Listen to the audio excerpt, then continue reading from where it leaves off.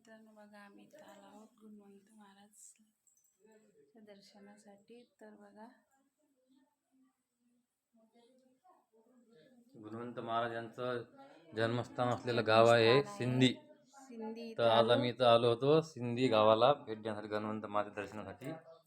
ते जे गाव आहे मित्रांनो हे गाव सिंधी खुर्द म्हणतात आणि इथं गुणवंत महाराज यांचा जन्म झाला होता 19 सप्टेंबरला. इथं आलो होतो आम्ही. हे बघा त्यांचं राहतं घर आहे, पाहू शकता तुम्ही. पहिले हे थोडं मातीचं होतं, आता सध्या हे काही देणगी वगैरे देऊन मोठं केलं झालं. ठीक आहे.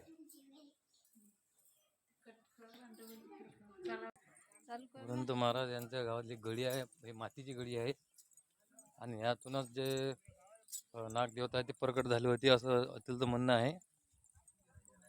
थोड्या वेळानं दाखवतो आणखी. चला, मंदिर आहे गुणवंत महाराज यांच्या गावातीलच मंदिर आहे. पण असं पाणी धरण झालेलं आहे इथं आजूबाजूनं. धरणामुळे हे गाव उठलं गेलेलं आहे. खूप जुनं गाव आहे, खूप जुनं.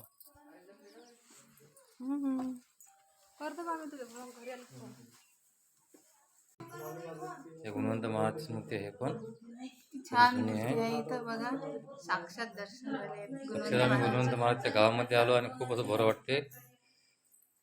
हे पहा इकडं पण इथं पण पहा नांगराव. तर आम्ही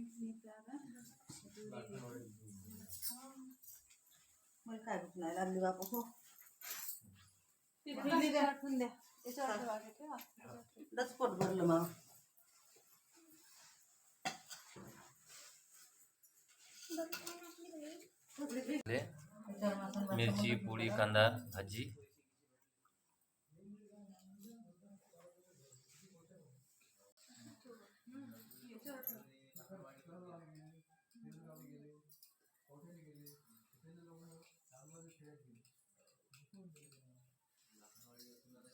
तर बघा मित्रांनो दर्शन वगैरे झाले. तर चला आता लंचचा टाईम झाला तर आम्ही जेवण वगैरे करते. तर बघा जेवणासाठी सर्वजण बसलेले आहेत दोऱ्या सोडून.